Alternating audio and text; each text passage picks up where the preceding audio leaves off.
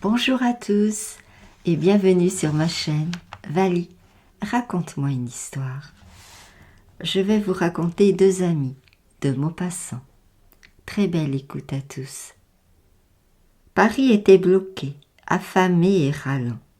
Les moineaux se faisaient bien rares sur les toits et les égouts se dépeuplaient. On mangeait n'importe quoi. Comme il se promenait tristement par un clair matin de janvier, le long du boulevard extérieur, les mains dans les poches de sa culotte d'uniforme et le ventre vide, M. Morisseau, horloger de son état et pantouflard par occasion, s'arrêta net devant un confrère qu'il reconnut pour un ami. C'était M. Sauvage, une connaissance du bord de l'eau. Chaque dimanche, avant la guerre, Morisseau partait dès l'aurore, une canne en bambou d'une main, une boîte en fer blanc sur le dos. Il prenait le chemin de fer d'Argenteuil, descendait à Colombes, puis gagnait à pied l'île Marante. À peine arrivé en ce lieu de ses rêves, il se mettait à pêcher. Il pêchait jusqu'à la nuit. Chaque dimanche, il rencontrait là un petit homme replet et jovial, Monsieur Sauvage, mercier, rue Notre-Dame de Lorette, autre pêcheur fanatique. Il passait souvent une demi-journée côte à côte, la ligne à la main et les pieds ballants au-dessus du courant. Ils s'étaient pris d'amitié l'un pour l'autre. En certains jours, ils ne parlaient pas. Quelquefois, ils causaient. Mais ils s'entendaient admirablement sans rien dire, ayant des goûts semblables et des sensations identiques. Au printemps, le matin vers 10 heures, quand le soleil rajeuni faisait flotter sur le fleuve tranquille cette petite buée qui coule avec l'eau et versait dans le dos des deux enragés pêcheurs une bonne chaleur de saison nouvelle, Morisseau parfois disait à son voisin « Ah, quelle douceur !» Et M. Sauvage répondait « Je ne connais rien de meilleur », et cela leur suffisait pour se comprendre et s'estimer. À l'automne, vers la fin du jour, quand le ciel, ensanglanté par le soleil couchant, jetait dans l'eau des figures de nuages écarlates, empourprait le fleuve entier, enflammait l'horizon, faisait rouge comme du feu entre les deux amis et dorait les arbres roussis déjà, frémissant d'un frisson d'hiver, M. Sauvage regardait en souriant Morisseau et prononçait « Quel spectacle !» Et Morisseau, émerveillé, répondait, sans quitter des yeux son flotteur « Cela vaut mieux que le boulevard, hein ?» Dès qu'ils se furent reconnus, ils se serrèrent les mains énergiquement, tout émus de se retrouver en des circonstances si différentes. M. Sauvage, poussant un soupir, murmura « En voilà des événements !» Morisseau, très morne, gémit « Et quel temps ! C'est aujourd'hui le premier beau jour de l'année. » Le ciel était, en effet, tout bleu et plein de lumière. Ils se mirent à marcher côte à côte, rêveurs et tristes.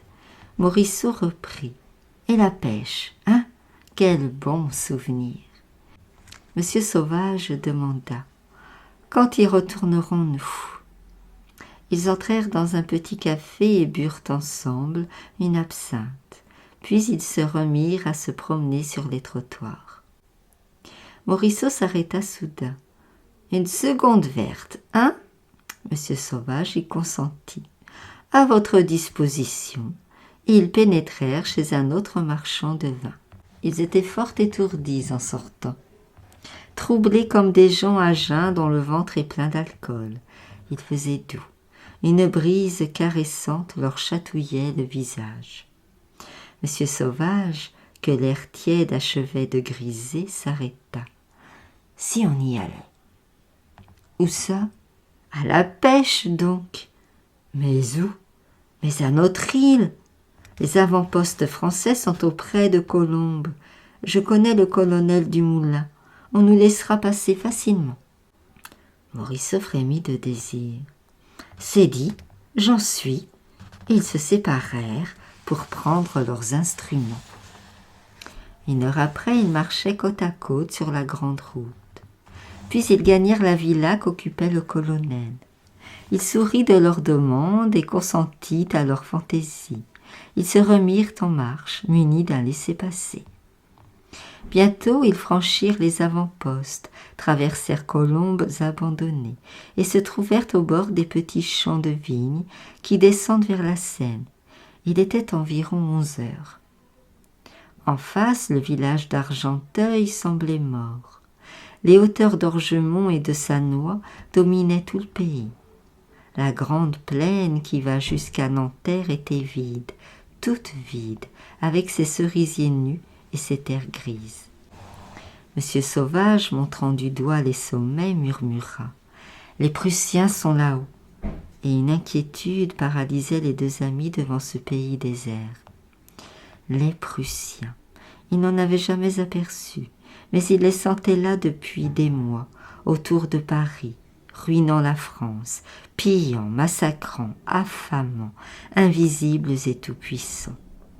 Et une sorte de terreur superstitieuse s'ajoutait à la haine qu'ils avaient pour ce peuple inconnu et victorieux. Morisseau balbutia. « Ah, si nous allions en rencontrer !»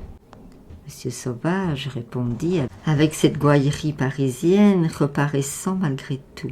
« Nous leur offririons une friture. » Mais ils hésitaient à s'aventurer dans la campagne, intimidés par le silence de tout l'horizon. À la fin, Monsieur Sauvage se décida. « Allons en route, mais avec précaution. » Ils descendirent dans un champ de vignes, courbés en deux, rampant, profitant des buissons pour se couvrir, l'œil inquiet l'aurait tendu. Une bande de terre nue restait à traverser pour gagner le bord du fleuve. Ils se mirent à courir, et dès qu'ils eurent atteint la berge, ils se blottirent dans les roseaux secs. Morisseau colla sa joue par terre pour écouter si on ne marchait pas dans les environs. Il n'entendit rien. Ils étaient bien seuls, tout seuls. Ils se rassurèrent et se mirent à pêcher. En face d'eux, l'île marrante abandonnée les cachait à l'autre berge. La petite maison du restaurant était close, semblait délaissée depuis des années. Monsieur Sauvage prit le premier goujon. Morisseau attrapa le second, et d'instant en instant ils levaient leur ligne avec une petite bête argentée frétillant au bout du fil. Une vraie pêche miraculeuse. Ils introduisaient délicatement les poissons dans une poche de filet à mailles très serrées qui trempaient à leurs pieds, et une joie délicieuse les pénétrait. Cette joie qui vous saisit quand on retrouve un plaisir aimé, dont on est privé depuis longtemps. Le bon soleil leur coulait sa chaleur entre les épaules. Ils n'écoutaient plus rien. Ils ne pensaient plus à rien. Ils ignoraient le reste du monde. Ils pêchaient. Mais soudain, un bruit sourd qui semblait venir de sous terre fit trembler le sol. Le canon se remettait à tonner. Morisseau tourna la tête et par-dessus la berge, il aperçut, là-bas, sur la gauche, la grande silhouette du mont Valérien, qui portait au front une aigrette blanche, une buée de poudre qu'il venait de cracher. Et aussitôt un second jet de fumée partit du sommet de la forteresse, et quelques instants après une nouvelle détonation gronda. Puis d'autres suivirent, et de moment en moment, la montagne jetait son haleine de mort, soufflait ses vapeurs laiteuses qui s'élevaient lentement dans le ciel calme, faisait un nuage au-dessus d'elle. Monsieur Sauvage haussa les épaules. « Voilà qu'il recommence, dit-il. » Morisseau, qui regardait anxieusement plonger coup sur coup la plume de son flotteur, fut pris soudain d'une colère d'homme paisible contre ces enragés qui se battaient ainsi, et il grommela. « Faut-il être stupide pour se tuer comme ça ?» Monsieur Sauvage reprit. « C'est pique des bêtes. » Et Morisseau, qui venait de saisir une ablette, déclara. « Et dire que ce sera toujours ainsi tant qu'il y aura des gouvernements. » Monsieur Sauvage l'arrêta. « La République n'aurait pas déclaré la guerre. » Morisseau l'interrompit. « Avec les rois, on a la guerre au dehors. Avec la République, on a la guerre au dedans. » et tranquillement ils se mirent à discuter, débrouillant des grands problèmes politiques avec une raison saine d'hommes doux et bornés, tombant d'accord sur ce point qu'on ne serait jamais libre. Et le mont Valérien tonnait sans repos, démolissant à coups de boulet des maisons françaises, broyant des vies, écrasant des êtres, mettant fin à bien des rêves, à bien des joies attendues, à bien des bonheurs espérés, ouvrant en des cœurs de femmes, en des cœurs de filles, en des cœurs de mères là-bas, en d'autres pays, des souffrances qui ne finiraient plus. « C'est la vie, » déclara Monsieur Sauvage. « Dites plutôt que c'est la mort, » reprit en riant Morisseau. Mais ils tressaillirent effarés, sentant bien qu'on venait de marcher derrière eux, et ayant tourné les yeux, ils aperçurent, debout contre leurs épaules, 4 grands hommes armés et barbus, vêtus comme des domestiques en livrée et coiffés de casquettes plates, les tenant en joue au bout de leurs fusils. Les 2 lignes s'échappèrent de leurs mains et se mirent à descendre la rivière. En quelques secondes, ils furent saisis, attachés, emportés, jetés dans une barque et passés dans l'île. Et derrière la maison qu'ils avaient cru abandonner, ils aperçurent une vingtaine de soldats allemands.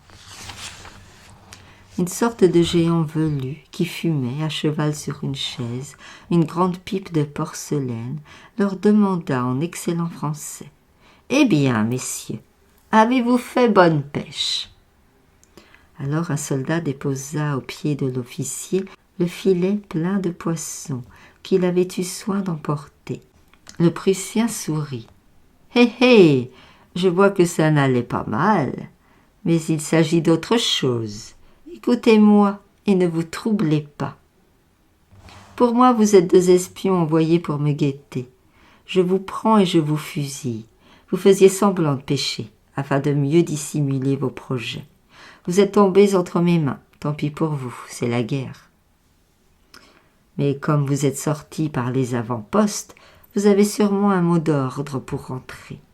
Donnez-moi ce mot d'ordre, et je vous fais grâce. » Les 2 amis, livides, côte à côte, les mains agitées d'un léger tremblement nerveux, se taisaient. L'officier reprit. « Personne ne le saura jamais. Vous rentrerez paisiblement. Le secret disparaîtra avec vous. Si vous refusez, c'est la mort, et tout de suite.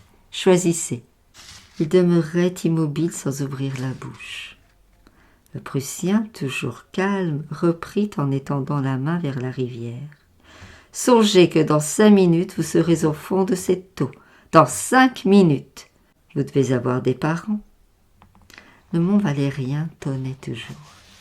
Les 2 pêcheurs restaient debout et silencieux. L'Allemand donna des ordres dans sa langue. Puis il changea sa chaise de place pour ne pas se trouver trop près des prisonniers. Les 12 hommes vinrent se placer à 20 pas, le fusil au pied.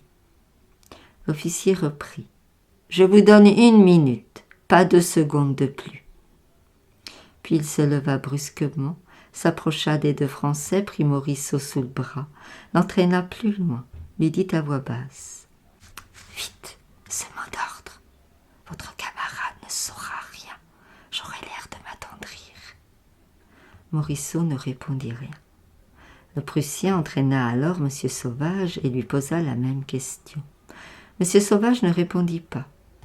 Ils se retrouvèrent côte à côte et l'officier se mit à commander. Les soldats élevèrent leurs armes. Alors le regard de Morisseau tomba par hasard sur le filet plein de goujons resté dans l'herbe à quelques pas de lui. Un rayon de soleil faisait briller le tas de poissons qui s'agitaient encore, et une défaillance l'envahit. Malgré ses efforts, ses yeux s'emplirent de larmes. Il balbutia. « Adieu, monsieur Sauvage. » Monsieur Sauvage répondit. « Adieu, monsieur Morisseau. » Ils se serrèrent la main, secoués des pieds à la tête par d'invincibles tremblements. L'officier cria « Feu !» Les 12 coups n'en firent qu'un. Monsieur Sauvage tomba d'un bloc sur le nez. Morisseau, plus grand, oscilla, pivota et s'abattit en travers sur son camarade, le visage au ciel, tandis que des bouillons de sang s'échappaient de sa tunique crevée à la poitrine. L'Allemand donna de nouveaux ordres. Ces hommes se dispersèrent, puis revinrent avec des cordes et des pierres qu'ils attachèrent aux pieds des deux morts, puis ils les portèrent sur la berge. Le mont Valérien ne cessait pas de gronder, coiffé maintenant d'une montagne de fumée. Deux soldats prirent Morisseau par la tête et par les jambes. Deux autres saisirent Monsieur Sauvage de la même façon. Les corps, un instant balancés avec force, furent lancés au loin, décrivirent une courbe, puis plongèrent, debout dans le fleuve, les pierres entraînant les pieds d'abord. L'eau rejaillit, bouillonna, frissonna, puis se calma, tandis que de toutes petites vagues s'en venaient jusqu'aux rives. Un peu de sang flottait. L'officier, toujours serein, dit à mi-voix : « C'est le tour des poissons maintenant. » Puis il revint vers la maison. Et soudain il aperçut le filet au goujon dans l'herbe. Il le ramassa, l'examina, sourit, cria : « Willem !» Un soldat accourut en tablier blanc, et le Prussien, lui jetant la pêche des deux fusillés, commanda : « Fais-moi frire tout de suite ces petits animaux-là, pendant qu'ils sont encore vivants. Ce sera délicieux. » Puis il se remit à fumer sa pipe. Merci pour votre écoute. À bientôt.